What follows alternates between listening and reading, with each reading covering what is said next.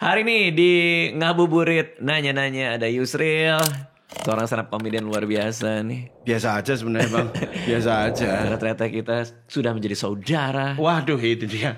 Tapi kemarin ada fakta unik bang. Apa tuh? Jadi pas kita ketemu di nikahan itu, iya. jadi kita menjadi saudara karena sepupunya istriku menikah dengan sepupunya istri Bang Radit. Betul. Ya kan. Jadi sebenarnya nggak saudara tapi ada keluarga dikit lah. Hidup macam apa ini tiba-tiba jadi punya garis keluarga sama founder nih. Ketemu lagi di sana, kaget juga gue tuh. ketemu di sana. Terus ada yang bilang gini, saudaranya istriku juga, dia bilang gini, teh ternyata Mas Yusril sama Bang Radit nggak akrab ya? Emang nggak akrab? Kok dia bisa bilang gitu? Karena kayak mungkin nggak yang langsung ngomongnya nyamperin. basa-basi. Ngomongnya basa-basi, terus Iya. ngomongnya kayak ini kayaknya orang nggak akrab deh. Emang nggak akrab? Tapi gue dengan siapapun juga gak akrab. Masalahnya itu. Tapi Gue masalahnya, kalau ketemu sama orang juga diem aja. tapi beda bang interaksinya. Misal sama Hipsi udah beberapa kali dalam Hipsi project kan. Kenal udah lama sih. Iya, Keling juga udah beberapa kali konten gitu. Bener. Keling termasuk. Gue tuh mengkategorikan udah akrab tuh kalau ketemu duduk langsung mereka nanya apa ngobrol tuh biasanya udah akrab tuh. Atau gimana bang Rais, gitu. Rais itu akrab. Pandu Yono itu kan akrab. Bener.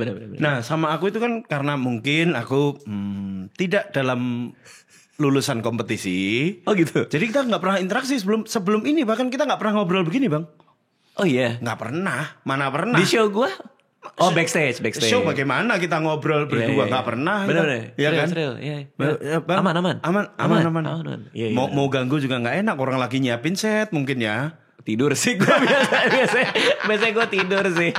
Tapi ya terus Habis itu ini baru gini nih. Baru ini. Iya. Setelah kayaknya pertama kali aku lihat Bang Radit itu 2008. Jogja tuh. Gedung aku lupa. Lo nonton? Nonton di Anjir. Nonton apaan? itu yang Talk show ya? talk show komik. Oh iya. Komik Kambing Jantan. Astaga, gue bahkan udah lupa. Ada itu malah aku nggak pernah baca Kambing Jantan, Kuala Kumal, Nggak pernah Setengah baca. Salmon nggak pernah. Tapi kenapa datang? Nah itu ada disuruh temanku. Kayaknya kamu harus datang deh ke Raditya Dika. Siapa tahu ada manfaat di situ gitu. Gambarnya kok artsy.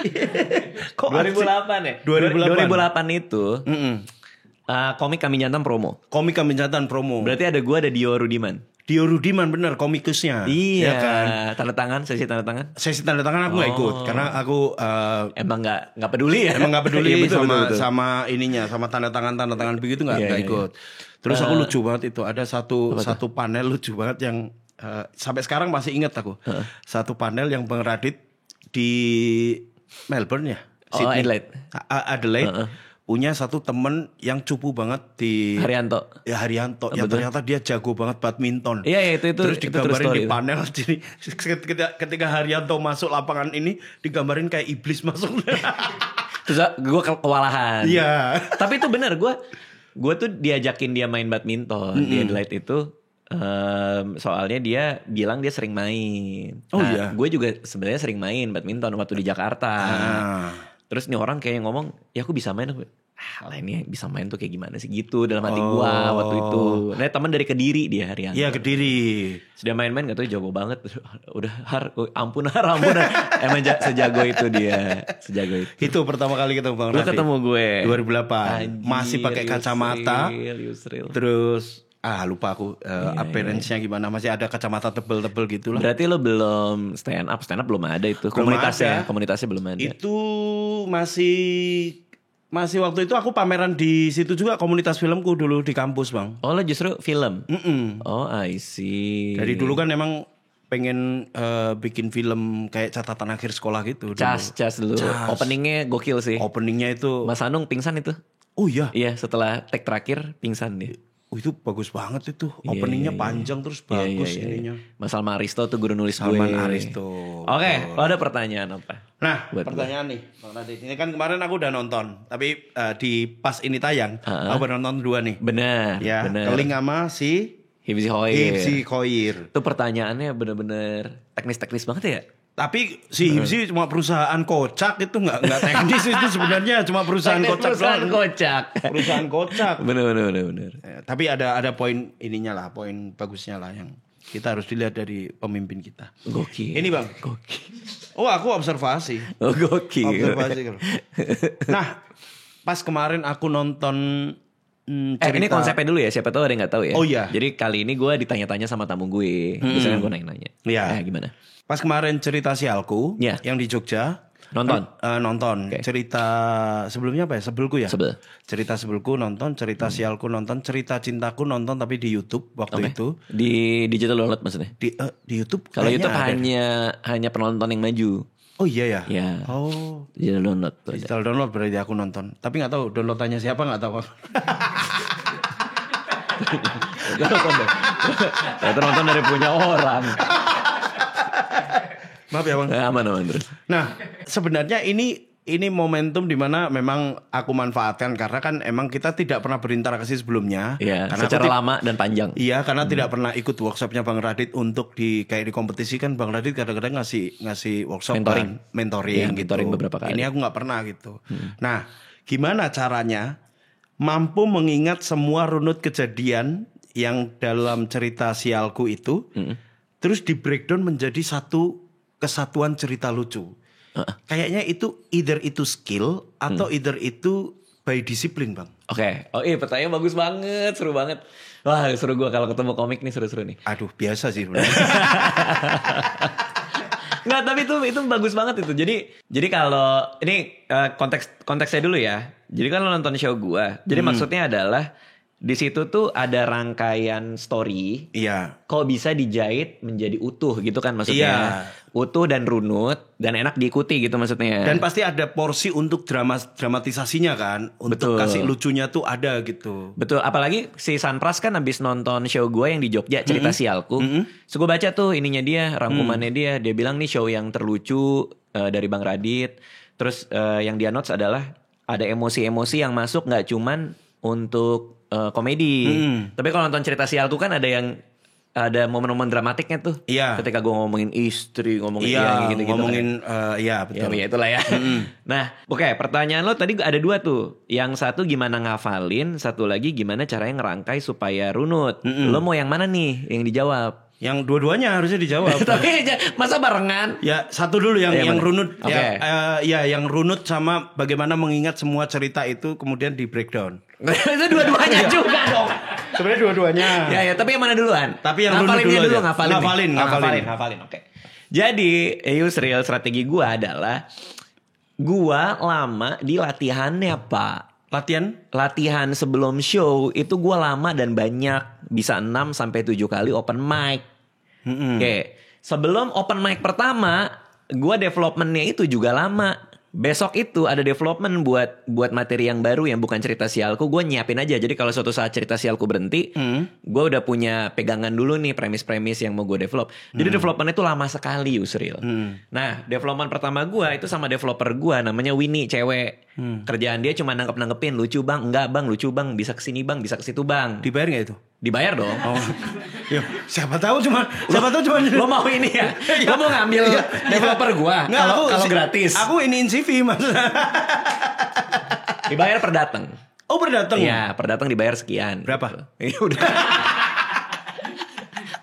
pengen banget ikut kayaknya atau pengen ngambil nih. Aku pengen ngambil itu. Ternyata ada kerjaan begitu ternyata ada. gitu. Dulu tuh developer gua komik. Siapa? Rais Yono. Oh, Rais Yono. Itu developer gua dulu. Tapi sekarang keduanya udah gak ada ya. Iya, nggak masalah udah nggak ada. Ya, Yono doang ya. Udah mati kan mati. Pertama, ini ada beberapa alasan kenapa gue nggak sama komik lagi. Yang pertama, mereka juga lagi sibuk dengan project masing-masing. Yang kedua juga, gue ngerasa kalau orang awam itu lebih nggak ngasih masukan komedik. Orang awam tuh lebih kayak apa adanya gitu loh. Bang, kok aku bosen di ini bang. Bang, kok aku ngerasa di sini agak dragging bang gitu. Itu sangat-sangat murni gitu. Karena dia bukan komedian sama sekali, dia baru lulus dari UMN. Lulusan apa lagi Winnie ya? Komunikasi atau perbankan. Farmasi kalau nggak salah. Ya, bisa jadi. Lo nggak apa-apa dong kalau orang boleh, farmasi kuliah di UMN ya kan. Boleh. Cuman nggak ada jurusannya. Nah, terus Nah, gue ngerasa si Winnie itu kalau ngasih masukan tuh sangat-sangat awam, which is bagus. Nah, Yono sama si Rais kadang-kadang tuh masih kayak yang, bang kalau punchline-nya ini gitu loh maksud gue. Which is nggak apa-apa juga, nggak apa-apa juga. Iya. Tapi kalau gue pribadi kayaknya lebih seneng itu deh, lebih seneng kayak apa adanya. Nggak ngasih punchline cuman kayak hehe. Kayak ketawa-ketawa respect kan kita tahu ya. Iya. Waduh ketawa respect ini gue coret gitu. Oh gitu. Iya. Harusnya ngakak. Harusnya ngakak kocak gitu. Iya. Winnie enak banget kerjaanmu ya Winnie ya. Kerjaan cuma ngakak kocak aja ya. Dulu awal-awal dia nggak berani tuh bilang itu nggak lucu, nggak berani dia. Oh sekarang berani. Ya kan gue bilang kayak kalau nggak lucu bilang nggak lucu karena ini taruhannya malah show-nya. Oh. Jadi jangan sampai lo karena nggak enak sama gue, lo kayak hehe bisa gitu. Berapa persen dari Winnie kemudian ada Bang Radit ngasih kemungkinan yang lain ketika Winnie bilang nggak lucu. Terus ada yang mungkin ada yang menurut Winnie nggak lucu, menurut ini lucu kali ya. Ada nggak Bang? Begitu? Kalau menurut Winnie nggak lucu, jangan-jangan orang lain mikirnya lucu gitu. Iya. Makanya gue nggak mau ngikutin pendapat Winnie dulu, gue simpen dulu gitu. Iya. Ada aja. Itu betul, ada aja. Oke. Ada aja kemungkinan itu ya. Bener, ada aja yang pas dia nggak ketawa, terus gue, Win ini kayaknya masih bisa deh Win. Kalau di orang lain ya, mungkin referensinya, biasa referensinya. Bang, aku nggak ngerti apa itu zoom move. Gue ada joke soal zoom move yang binatang-binatangan itu. Itu waktu itu ada joke soal itu. Bang, aku nggak ngerti apa itu zoom move gitu. Oh, kayak mungkin dia nggak ketawa gara-gara nggak tahu zoom move itu apa. Berarti ada dua hal tuh. Kalau di penonton gue yang ngerti orang ketawa, atau gue harus ngasih konteks yang lebih jelas terhadap zoom move itu apa sebelum gue masuk ke joke. Tapi tetap gue dapat catatannya. Nah itu Pak, itu bisa 8 kali sesi, 10 kali sesi, belum open mic. Sebelum open mic? Sebelum open mic, berdua doang. Oke, ini bredelannya ini. Bredelannya apa? Bredelan tuh apa ya? Brutu. Pembreakdownan ini. Bukan itu. Tetelan. Brutu kan silit. Udah gak usah ngomongin Yono. Jangan. Jadi dari list yang udah ini, kemudian baru di open mic Bang? Dari list yang udah, oke. Pertemuan pertama kita nge-develop, pertemuan kedua kita develop, baru pertemuan 3-4 gue berdiri, misalnya Winnie di situ, gue di situ. Mulai gue bawain materinya. Nggak hafal, lihat lagi segala macam. Kalau nggak lucu, lo pernah nggak sih ngalamin momen di mana lo open mic? Ini bukan open mic ya, tapi ada momen open mic. Pernah nggak lo? Kayak lo nggak lucu nih. Terus lo berusaha keras dengan semua skill dan pengetahuan lo. Ini gimana ya gue lucuin nih? Belokinnya kemana ya? Iya sering kayak gitu kan. Dan akhirnya jadi lucu. Sering kan? Sering itu sering. Sering kan? Sering. Karena ada usaha itu. Nah sama pas Winnie, pas lagi development gue di situ ngejok nggak lucu nih. Jadi gimana cara biar Winnie ketawa ya? Nyari dapat nih nulis gitu. Jadi ada perform di depan dia. Satu doang. Maksudnya satu doang? Enggak, maksudnya di depan Winnie doang. Di depan Winnie doang sambil baca sambil ini. Nah itu Pak, itu bisa ya itu tadi 8 kali 10 kali development selesai pede gue. Dapat banyak banget nih materi nih. Baru kita open mic kan. Open mic isinya berapa? 3 orang. Undangan aja di studio sebelah. Nah dari situ ternyata open mic pertama materi gua ini cerita sial ya 1,5 jam Pak. Nah belum selesai. Setelah dari Winnie ini 10 kali pertemuan sama Winnie itu udah jadi satu set. Udah jadi satu set utuh. Wow. Yang gua pikir yang untuk penampilan sejam. Ternyata open mic pertama 1,5 jam belum selesai. Sampai kita break, sampai kita besok ketemu lagi ya. Terus open mic lagi. Jadi ternyata satu set yang gue develop sama dia itu 3 jam. Wow. Nah, sekarang ini rahasianya, Yusril. Rahasianya adalah untuk bikin penampilan stand up comedy 1 jam bagus, lo butuh materi minimal 2 jam. Karena kerjaan lo sekarang tinggal motong-motongin doang. Itulah kenapa development penting. Untuk ngebanyakin. Baru trim. Nah dari situ baru mulai sama Winnie. Win kayaknya ini bisa dimasukin di beat yang ini deh, yang di belakang di bawah payung soal A gitu. Nah makanya lo ngerasa runut. Iya. Karena gue ada materi 3 jam di mana gue bisa buangin sisanya. Ini masuk sini kita payunginnya apa. Nah payungin itu bisa macem-macem. Contoh, gue ada jok-jok soal kelakuan anak gue si Aca. Ternyata payungnya adalah Jadi gue nariknya ke atas. Payungnya adalah kok susah banget ya untuk bisa berteman sama Aca karena anaknya agak absurd. Itu payungnya. Nah, pretelan-pretelan ini gue masukin situ. Sebelumnya nggak ada payung yang segede itu. Payungnya gue sebel sama istri misalnya. Tapi kan gue ada jok-jok soal istri nih yang terpencar-pencar selama 3 jam. Oh, masukinnya ke situ gitu. Kasih payung emosi. Bankingnya Bang ini yang penting. Gimana tuh maksudnya? Banking ceritanya.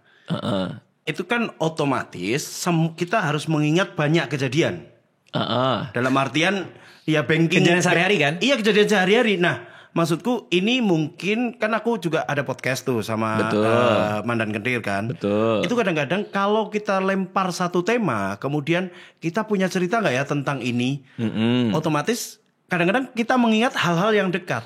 Padahal ada hal-hal yang jauh yang mungkin, kenapa nggak ini ya gitu loh. Itu kadang-kadang kendala putra petirnya gitu. Putra petir itu apa? Gundala maksudnya Gundala. Oke, ini kalau ada tamu gue datang ke sini, itu biasanya suka gue kasih lihat ini. Sorry, banyak foto Yono nih bentar.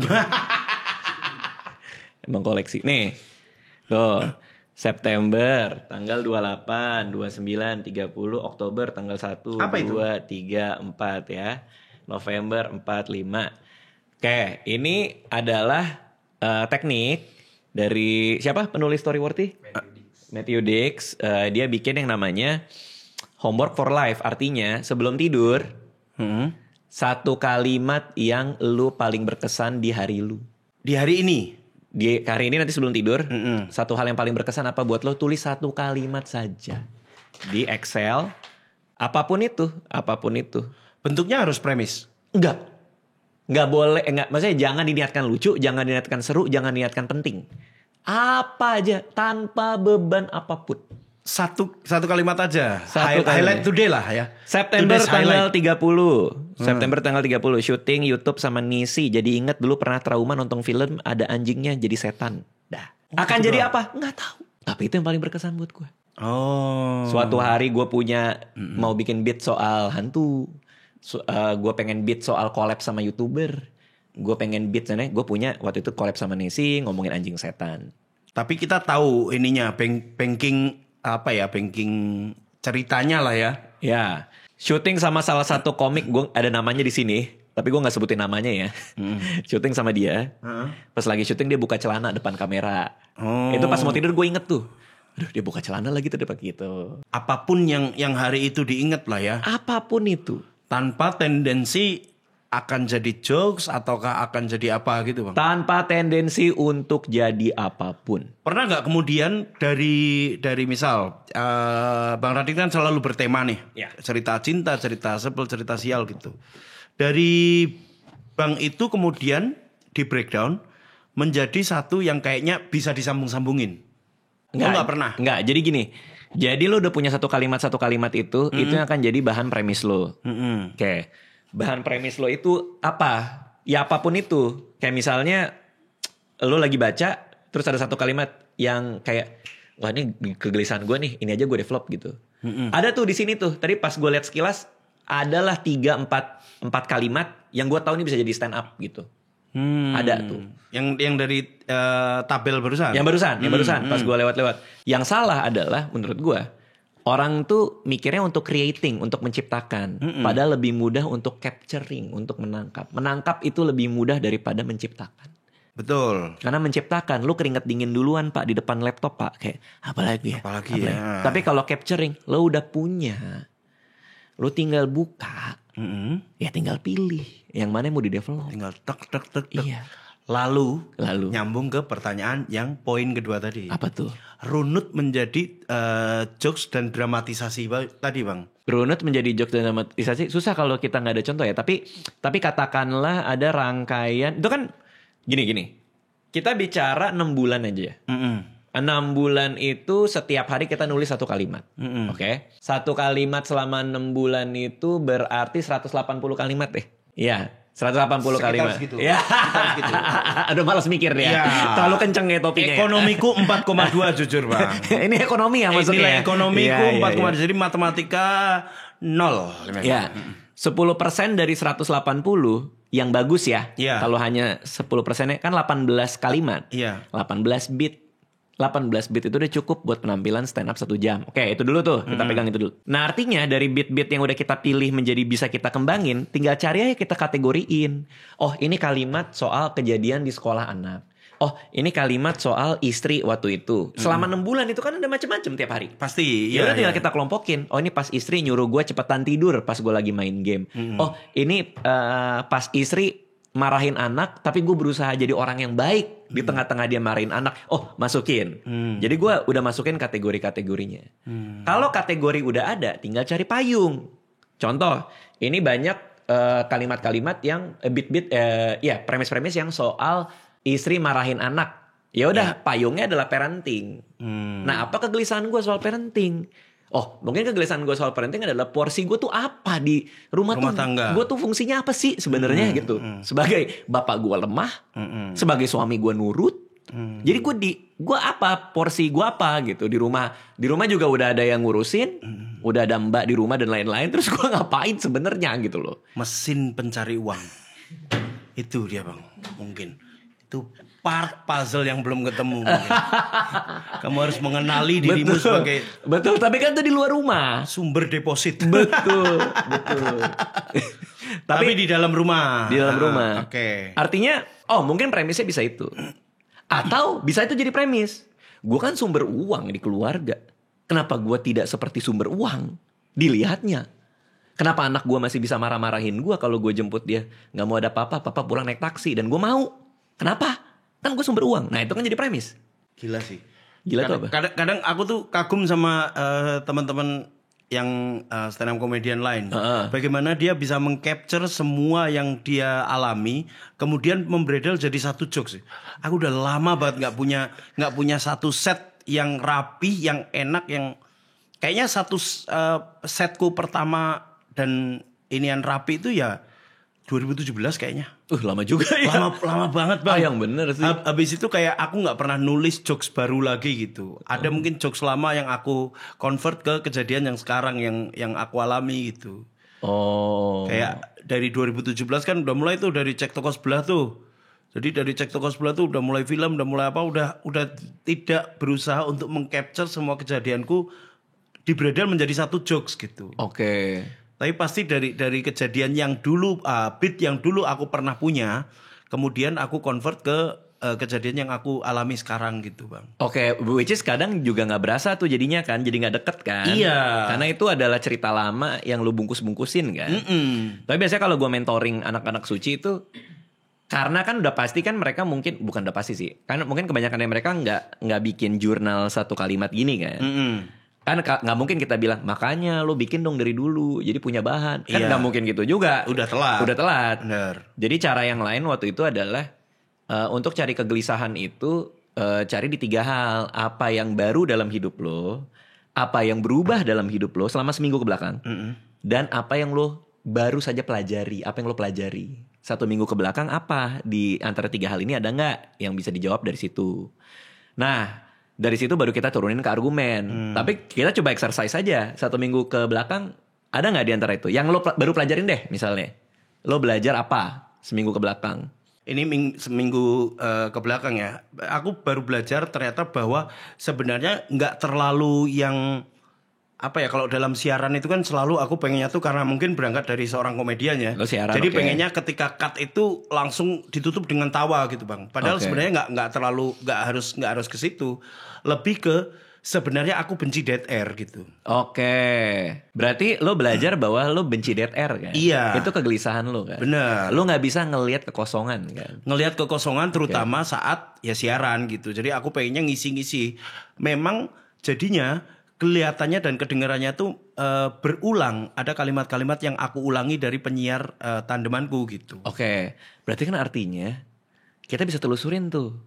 Kenapa lo gak suka dead air? Mungkin lo gak suka kalau lo dianggap tidak ada fungsi kan? Bener kan? Iya. Kenapa lo selalu kenapa lo takut dilihat gak punya fungsi? Kenapa?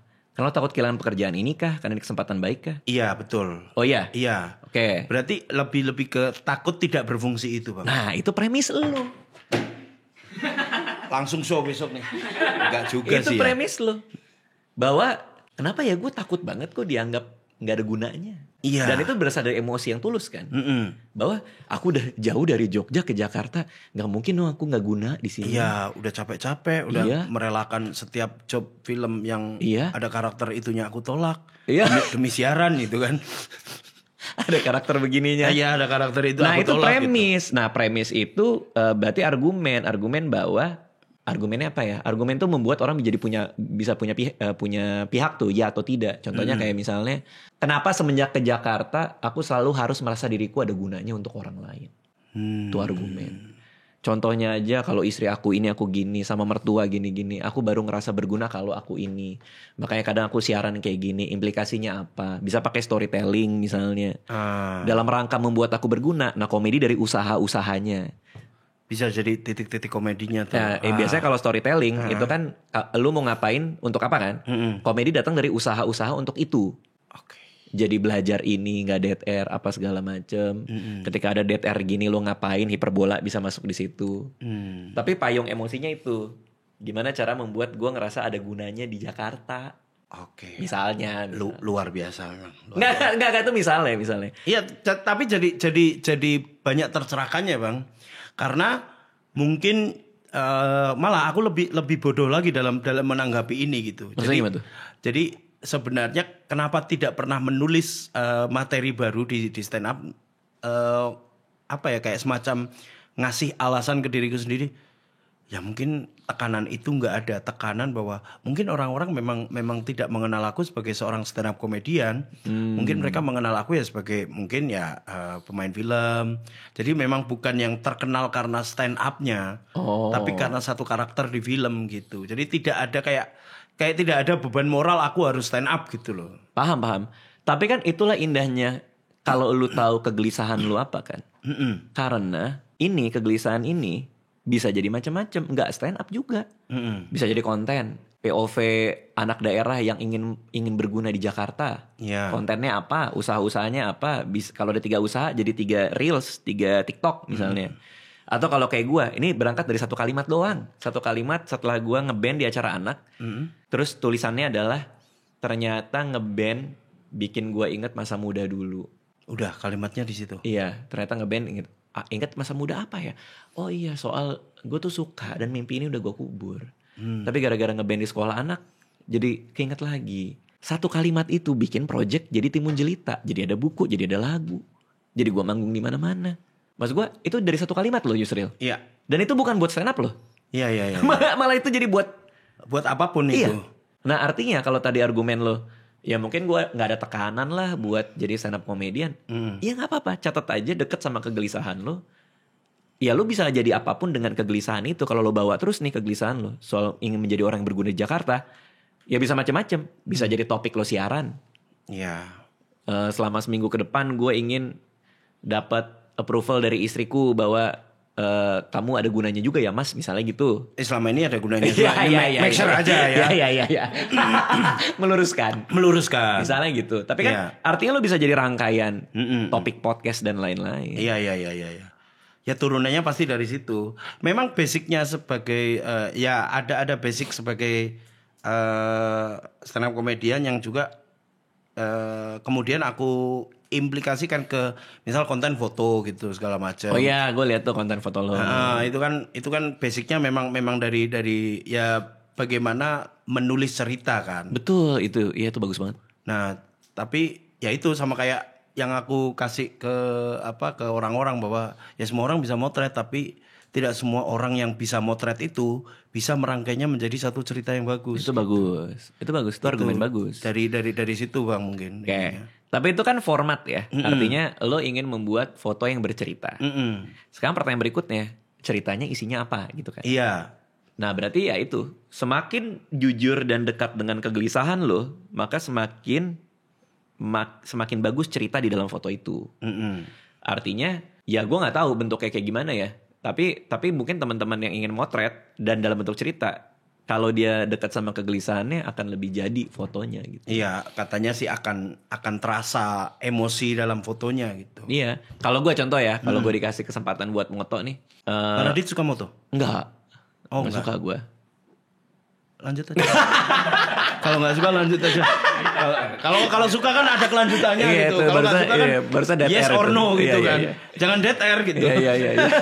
Itu salah satu kegelisahan. Jadi merasa bersalah kalau dead air.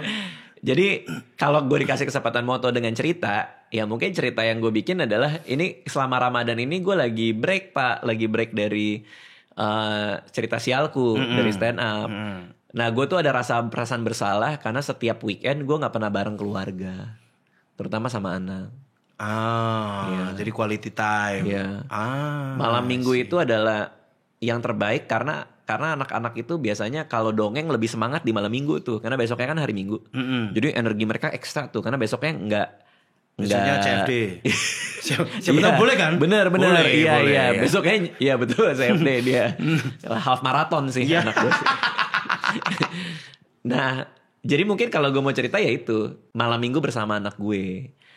Isi fotonya itu usaha gue untuk bikin memori sama mereka. Nice. Nah ini malam minggu moto tuh.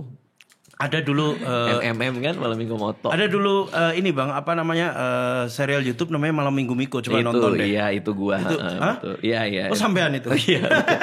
Itu juga dari kegelisahan, Pak. Nah, itu yang aku pengen tanya di pertanyaanku yang kedua. Apa tuh? Itu kan kita sudah pernah melihat apa sih namanya itu mockumentary yang begitu. Banyak. Dan itu pasti bukan ya, kita tahu lah kalau misalnya nggak ada yang benar-benar orisinil. Apalagi sekarang ada TikTok. Ada juga yang punya kegelisahan tuh gini juga. Content creators di Indonesia sekarang itu kebanyakan hanya meniru dan mentranslate sketsa yang ada di luar negeri. Sketsa nih ya? Iya, sketsa atau format kontennya. Misal kayak kontennya si Abdul Ghafur gitu. Ya di luar negeri ada juga. Irfan Ghafur. Abdul Ghafur. Oh iya, salah. Irfan Ghafur ya. Abdul Ghafar ya, lupa. Yang mana tuh, misalnya yang mana? Yang dia tiba-tiba nyelinap di tengah orang gitu. Oh gitu. Itu kan sebenarnya ada di luar negeri gitu. Cuman di Indonesia jadi hype-nya karena mungkin dia yang pertama gitu. Sementara kita tahu bahwa teori amati tiru modifikasi itu udah ada sebelumnya. Nah, seberapa pengamalan tuh apa ya? Seberapa Bang Radit naruh amati tiru modifikasi itu seberapa di setiap kontennya Bang Radit gitu? Oh, itu bagus banget pertanyaannya ya. Masa sih? Patokan gue di setiap produk itu ada 3 hal yang bisa kita lakuin. Oh, ini isi seminar gue nih. Ini. Ada 3 hal yang bisa kita lakuin. Bayar ya ini ya. Karena ini nanti dipotong. Ada 3 hal yang bisa kita lakuin. Sebuah produk ini apapun bentuknya ya, mau produk sendiri, mau produk orang, mau produk yang lain gitu. Kalau plek-plekan sama, ini kalau buat gue pribadi, plek-plekan sama kayaknya kurang seru kalau buat gue. Artinya ada sketsa orang, kalimat per kalimatnya kita translate ke Indonesia, terus kita plek-plekan pakai. Itu buat gue kurang seru. Gue nggak tahu Irfan Ghafur sejauh mana niru, kayaknya nggak mungkin 100% niru, karena kan ada itu dong, ada gambar orang lain kan, yang Indonesia kan. Formatnya Kalau format mah di mana-mana, ya podcast aja sebuah format. Pasti. Menurut gua sah-sah aja kalau format. Tapi kalau dengan intensi meniru konten plek-plekan ya buat gua kayak nggak asik aja, kurang seru aja gitu kalau buat gue. Nah, dan ada juga kreator yang ngelakuin plek-plekan sama dan tidak ketahuan, jadi dia terus-terusin kan. Siapa? Nggak tahu. Tapi itu bukan urusan gue, itu terserah dia aja. Nggak kepancing dia. Nah, kayak misalnya Yono niru Ice Age kan buat gue nggak apa-apa itu niru tupainya. Nggak, emang dia itu. Emang itu dia ya. Tapi gini, sebuah produk apapun itu, mau produk kita mau produk orang, cara inovasinya adalah menurut gue pertama ngurangin hal dari situ. Kedua, nambahin hal di situ. Dan yang ketiga, ubah fungsi dari situ. Pilih aja salah satu dari 3 atau bisa kombinasi dari semuanya. Contoh yang kita lakukan hari ini. Podcast itu biasanya itu yang ngundang nanya yang diundang. Tapi gue ngambil elemen yang ketiga dari framework inovasi, yaitu ubah fungsi. Sini dikit loh. Shotnya udah sih. Betul. Ubah fungsi. Bukan gue yang nanya lu yang nanya gue. Itu di sini ubah fungsi. Nah, begitu teaser ini keluar, kan gue ngeliat teaser IG, itu rame banget, makanya sampai gue capture juga tuh. Gila kreatif banget Bang Radit, gila ini fresh banget, ini baru banget. Padahal cuman ngubah fungsinya doang, hanya itu doang. Iya. Kadang orang mikirnya udah kejauhan tuh. bikin format apa ya? Apa ya gini-gini. Setnya yang baru atau gimana ya? Iya. Bahkan inovasi-inovasi yang gue lakuin sama Yono itu kadang di framework itu tuh. Contoh ya, gue podcast sama Yono burem. Gimana kalau podcast biasanya ada gambar, ini nggak ada gambarnya burem. Kita ngurangin fungsinya. Ya udah, jadi hal yang baru lagi kan? Iya. Atau kita tambah. Nanti ada, ini udah tayang belum ya pas Yono yang? Oh udah. Gue baru aja bikin podcast paling Yono di dunia. Jadi gue ngundang 8 orang namanya Yono juga, ngerubungin dia. Buset. Podcast paling Yono. Nah itu kan nambah fungsi. Yang ngomong lebih banyak daripada seharusnya gitu loh. Nah sama cerita sialku, cerita cintaku. Itu kan penonton maju dan bercerita. Bukan gue yang stand up doang. Tapi lu juga maju. Ya itu kan juga nambahin. Itu juga ngubah di situ. Nah artinya cuma sederhana itu aja. Sekarang tinggal giliran lo mencari format apa yang menarik atau konten apa yang seru di luar sana sebagai referensi. Baru pilih di antara 3 itu mana yang lo aplikasikan biar nggak sama banget. Gitu. Kurangi tambahi ubah fungsi. Kurangi tambahi ubah fungsi. Itu caranya. Ya, ini kurangi itu konteksnya fitur ya. Kurangi fitur, tambah fitur, ubah fungsi gitu. Nah itu membuat gue patokan untuk berinovasi. Inovasi itu artinya membuat sesuatu yang terlihat baru dan segar. Ya, kalau misalnya tambahi itu ya konten-kontennya Ardit gitu. Keresahannya tentang suami istri gitu. Itu tambah itu. Tambahinnya apa? Tambahinnya biasanya dia kasih punchline di belakangnya. Yang ternyata kita biasanya konten ada yang konten cowok suka iniin ceweknya. Yang jangan sampai kepalanya ditwist lagi tuh. Iya, ditwist lagi. Ternyata emang arahnya salah. Oh ya, paham. Dia punchline-nya di situ, beloknya di situ. Iya benar. Stand up pun apa? Kalau lo mau stand up, apa yang bisa lo kurangi, ubah fungsi segala macam? Itu komedi tanpa ketemu gue. Itu salah satu dari framework itu, yaitu kita ngurangin ketemunya. Makanya namanya komedi tanpa ketemu. Yang gue stand up cuma di Discord. Terus yang menang dapet duit ganti-gantian. Fajar Bukti ternyata pernah ikut, gue baru tahu juga tuh.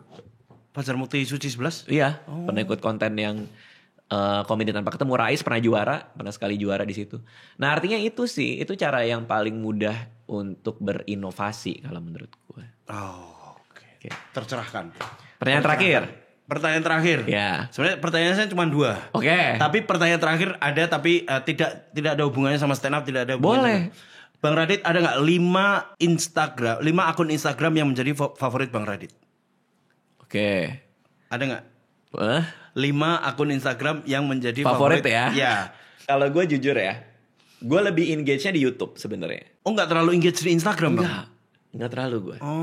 Kenapa lu nanya ke gue IG? Kenapa lu nggak nanya gue YouTube gitu?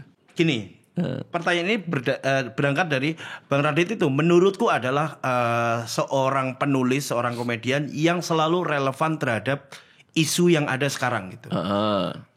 Padahal di Instagram jarang update. Gua? Iya. Sering? Ya kalau ada show doang. Oh iya, maksudnya konten ya? Iya, daily life gitu segala macam jarang banget upload, jarang banget ini gitu. Hanya sekedar promosi ini atau potongan YouTube. Oh ya, itu gitu. maksudnya. Oke. Nah, tapi di sisi lain Bang Radit juga seorang pembaca buku gitu. Baca buku betul. Bagi waktunya itu ya tentu susah kan antara kamu selalu relate terhadap isu yang ada di sosial media dengan selalu memperkaya diri, memperkaya wawasan dengan membaca buku gitu. Betul. Artinya apakah Bang Radit itu punya akun Instagram yang kayak bagus nih kontennya gitu. Oh, itu maksudnya. Iya. Oke, untuk ilmu. Oke, masa, kalau aku knowledge banget kalau aku. Iya. Scientific. Iya. Kalau buat ilmu, malah gue banyak ikut kelas. Kelas? Iya, banyak ikut kelas gue. Bang Radit tuh masih ikut kelas-kelas gitu? Lah, gue sebelum ngejuri Suci 11, gue belajar kelas komedi lagi. Baca buku soal komedi lagi. Baca lagi gue, belajar lagi. Kalau kita semakin sering belajar, akan semakin baik kita kalau buat gue gitu. Nah, kelas itu ada di LinkedIn Learning.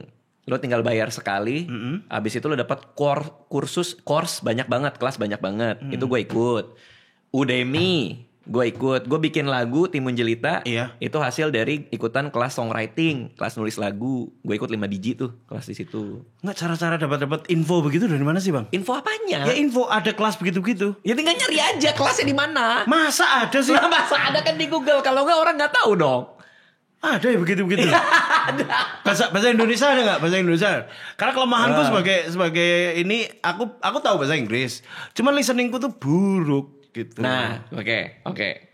Sekarang gini, lo nanya itu ke gue, karena pasti lo pengen jadi orang yang juga banyak ilmu dong. Iya. Bener nggak? Iya. Oke. Maka dari itu ini gue suka bilang ke semua orang nih, bahasa Inggris lo harus bagus banget.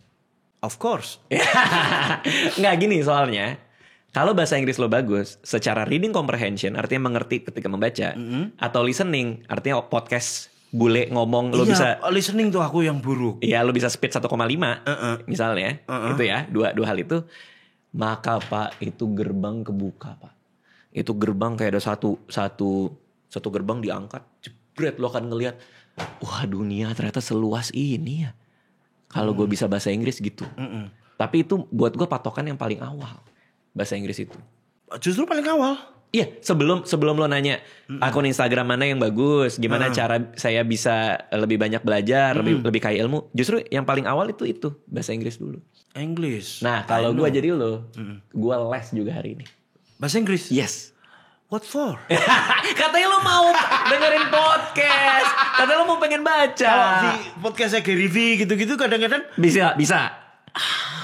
Gimana? Not all, nggak semuanya, not all in, nggak semuanya masuk gitu. Justru kalau gini, ini argumen gue. Oke, lo nanya kan akunnya. Iya. Itu 5 akun YouTube lah ya. Karena akun YouTube ini juga pasti punya akun IG sendiri. Iya pasti. Ya. Untuk promo inian dia ya. Channelnya. Daily Stoic. Daily Stoic ada. Itu stoikis. Iya, stoikisme. Itu banyak hal praktikal yang gue suka. Dia sering DM gue bahkan ngirim-ngirimin buku. How are you doing gitu? Fine. And you? Jangan lupa harus ada and you. Betul. Di setiap conversation kan, how are you? I'm fine. And you? Iya, gitu. bener. Aku sih apa yang dipelajari waktu itu ya. Daily Stoic. Dia pernah DM gue. Gue gak tahu kenapa dia DM gue. Dia orang Amerika kan. Dia bilang, ini dong, gue mau ngirimin lo buku, minta alamat lo. Terus gue bilang ke dia, Yusril, gue bilang, tapi aku di Indonesia, gue di Indonesia. Oh nggak apa-apa, gue bisa ngirim ke situ. Dia bilang gitu. Oh ya udah makasih, gue bilang. Bener Pak, dikirimin nih tanda tangan buku dia. Padahal selama ini gue beli buku-buku dia tuh dari Amazon, dari Kinokuniya kan, gue beli. Nyampe ada tangan, anjir nih, bener nih orang baik banget sama gue ya. Mungkin dia ngeliat gue centang biru, follower banyak kali gitu ya. Suatu hari gue ngeliat di iklanin, ada medalion Pak, medalion pengingat kematian, namanya Memento Mori. Jadi ini salah satu argumen dia adalah lu harus selalu ingat lu bakal mati. Karena kalau lu ingat lu bakal mati, lu akan ngelakuin yang terbaik untuk lu lakuin hari ini. Which is mindset gue sekarang kayak gitu setelah umur 40. Okay. Dia jualan medalion. Medalion tuh Memento Mori untuk dipegang. Jadi kapan-kapan kalau lagi iseng lo lihat, oh ya gue bakal mati ya. Oh ya gue bakal mati ya. Medalion bentuknya kayak koin. Lumayan Pak harganya Pak. Berapa? Aduh lupa gue. Tapi lumayan lah, dikirim ke sini lumayan. 75.000. Enggak segitu juga. Enggak segitu juga. 100. Lumayan lah pokoknya lumayan. Kayaknya nyampe sejuta deh kayaknya. Kayaknya ya, tapi gue lupa. 1.50. Mau beliin gua lo. Nah terus dia DM gue. Gue DM dia. Iya namanya juga usaha ya. Nice try. Iya. Ini yang medalion Memento Mori itu ini juga nggak bisa dikirim ke Indonesia nggak gitu. Maksud gue adalah, oh lo mau itu juga? Ku kirim nih. Iya, karena dia pernah ngirimin gue buku. Lalu setelah itu, nah dia cuma bilang, yes of course. Udah, jadi dia gak ngirimin gue. Harusnya. Aduh gue malu banget. Free? Yes of course free. Tapi ya itu Daily Stoic.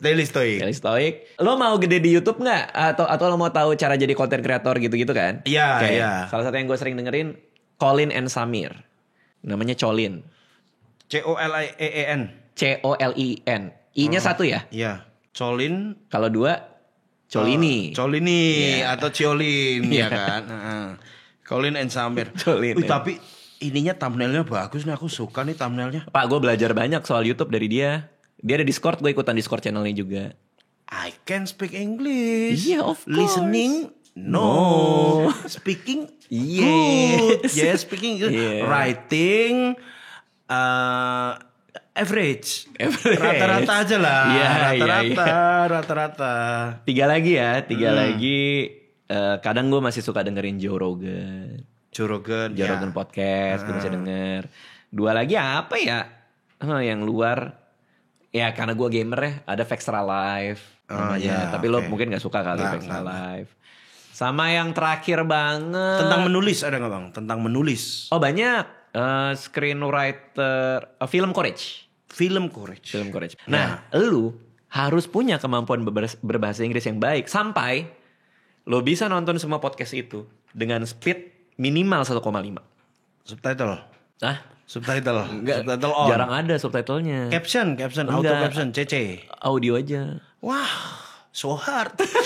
Ya makanya. So hard. Makanya ketika lo udah nyampe sana, podcast 1 jam menjadi berapa? Cuma 45 menit.